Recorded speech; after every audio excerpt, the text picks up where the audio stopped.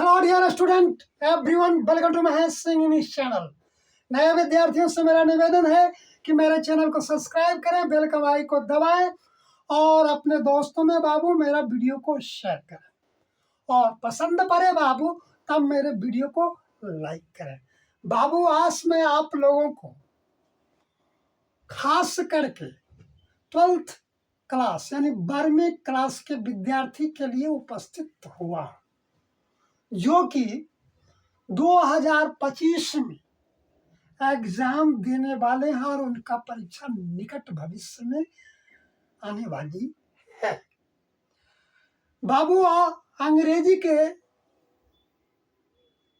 Subject में 100 number का marks होता है, 50 नंबर का क्वेश्चन ऑब्जेक्टिव होता है और 50 नंबर का सब्जेक्टिव होता है, जिसमें हम आपको आज सेक्शन बी के सब्जेक्टिव मार्क्स के अंतर्गत एक्सप्लेनेशन के बारे में पढ़ाने के लिए जा रहा हूं कि कैसे हम अंग्रेजी में सेंटेंस को एक्सप्लेनेशन करते हैं, व्याख्या करते हैं। उसके बारे में बड़ा ही सरल आसान ट्रिक बताने के लिए जा रहा हूं, जो कि अभी तक इतना सरल, इतना सुविधाजनक किसी ने नहीं बताया होगा। बाबू पहले बोर्ड पर बने रहे लास्ट तक। Explain any one of following निम्नलिखित में से किसी एक का व्याख्या करें। क्वेश्चन 2 के अंतर्गत 4 ऑप्शन रहते हैं, इन्हें 4 में से किसी एक को बनाने का है। कभी कभी 3 आते हैं, 3 में से किसी एक को बनाने का आता है। समझ गए ना?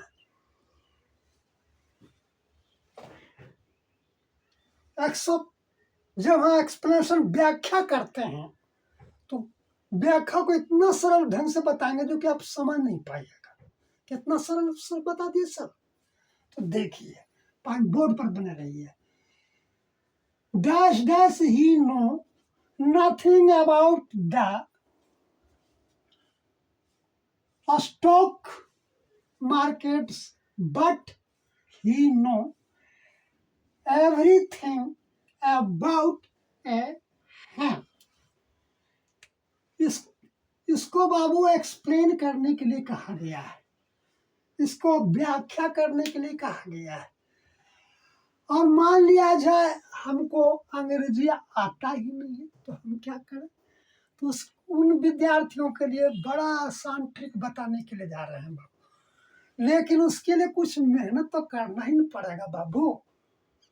आपको सब प्रोज और पोट्री के शीर्षक और लेखक का नाम आदर करना पड़ेगा, तभी आपको 65 से एवं मार्क्स आवेगा। समझ गए ना? इतना करना पड़ेगा बाबू। अब देखिए कैसे हम इसको एक्सप्लेनेशन करेंगे। इसको देखिए क्या करना है बाबू। कुछ सेंटेंस को आपको याद रखना है। इसे देखिए, the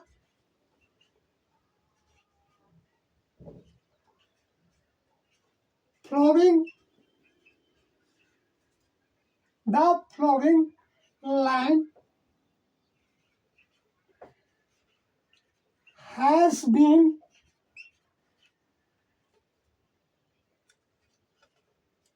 taken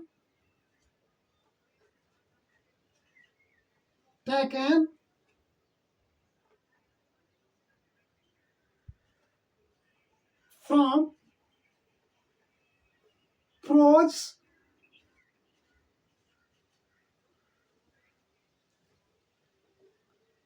the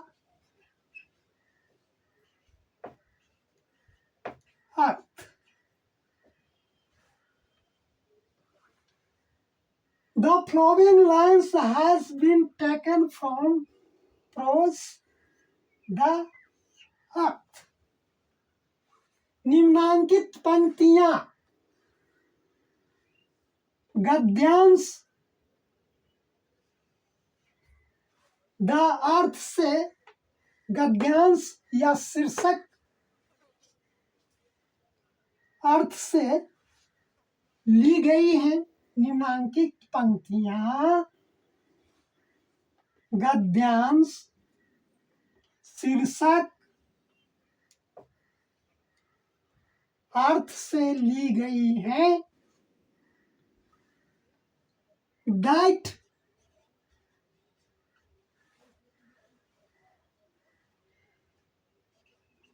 has been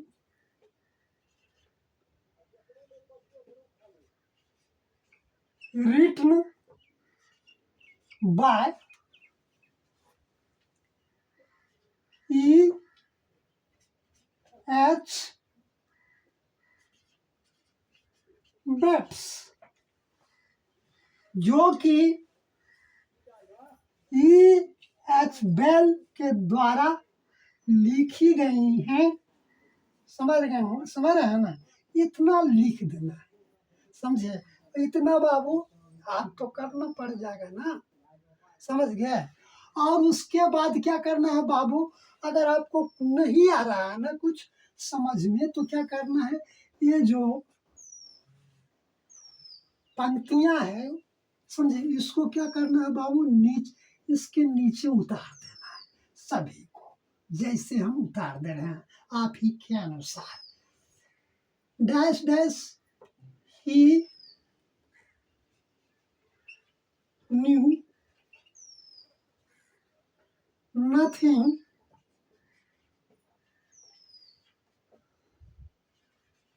about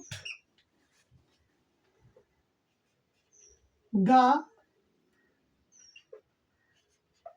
stock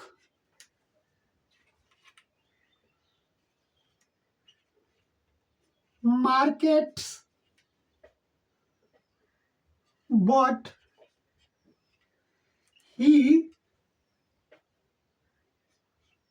knew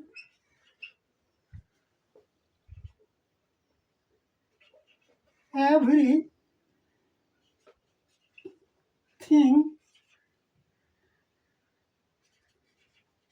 about a hand। बस इतना क्या करना है, इसको उतार देना है बाबू। जो ही आप इतना लिख दीजिएगा परीक्षा के अंतर्गत, बाबू आपका 4 नंबर पॉकेट में तो आना ही आना है। यानी जो टैलेंट विद्यार्थी है उससे पहले आप पहुंच जाइएगा, उससे पहले आप निकल जाइएगा। और दुनिया में कोई भी ऐसा टीचर नहीं है जो इसको काट दे, समझ गए? कहिए क्यों? कि ये जो सेंटेंस है, इस वही बात जो व्याख्यान करके कहेंगे वही बात यहाँ पर भी कहा हुआ है, लेकिन यहाँ व्याख्यान नहीं किया गया। जिस तरह से सेंटेंस आप रिमूव ट्यूब को देखते हैं ना, तो रिमूव ट्यूब में रहता है ना कि he is too weak to walk, वो है इतना कमजोर है कि टहल नहीं सकता है, तो उसको बनाते हैं ना कि he is so weak that he can not walk. समझ गए? तो दोनों का सेंस, दोनों का भाव एक ही है। उसी तरह से ये दोनों का सेंस एक ही समझ जो एक्सप्लेन कर रहा है उसका भी और आपका भी जो उतार दे रहे हैं उनका भी। सिर्फ ये होना, ये जो है सटीक होना चाहिए, किससे लिया गया है और कि इसका लेखक कौन है, ये जानना जरूरी है। समझ गए?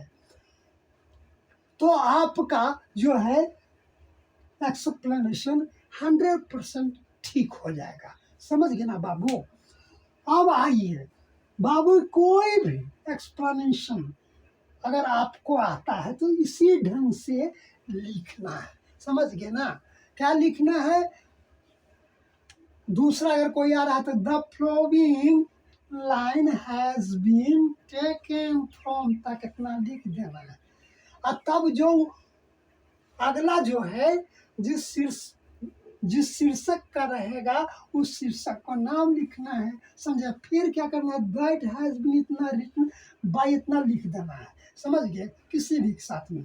और क्या करना है, अब तो राइटर जो उसका रहेगा उसको लिख देना है, समझ गया। फिर क्या करना है, उसी ढंग से उस चीज को यानी